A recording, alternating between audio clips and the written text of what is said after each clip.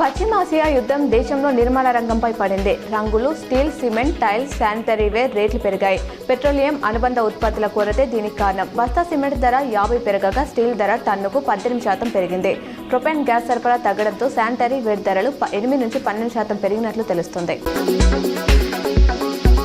నిజామాబాద్ నగరంలోని సుభాష్ నగర్లో రాష్ట్ర ప్రభుత్వ సలహాదారు బోధనమెల్లి సుదర్శన్ రెడ్డి నివాసం సందడిగా మారింది. పలువురు ప్రజాప్రతినిధులు, అధికారులు మర్యాదపూర్వకంగా కలిసి సమస్యలు విన్నవించగా సానుకూలంగా స్పందించారు. నిజామాబాద్ నగర మాజీ మేయర్ ధర్మపురి సంజయ్కి కాంగ్రెస్ పార్టీలో సముచిత స్థానం ఇవ్వాలని అభిమానులు నగరంలోని ధర్నా చౌక్లో దీక్ష చేపట్టారు.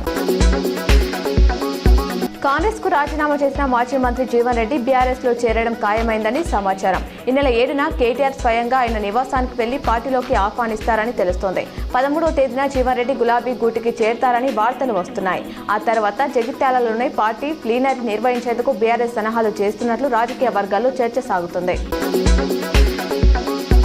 పశ్చిమాసియాలో యుద్ధం, ఇంధన సంక్షోభం వేళ భారత్కు రష్యా భరోసా ఇచ్చింది. ముడి చమురు, లిక్విఫైడ్ న్యాచురల్ గ్యాస్, ఎల్ఎన్జీ సరఫరా చేసేందుకు సిద్ధంగా ఉన్నామని తెలిపింది. తమ దేశ కంపెనీల వద్ద ఆ సామర్థ్యం ఉందని, సప్లై పెంచుతామని Russia deputy prime minister Manturov తెలిపారు.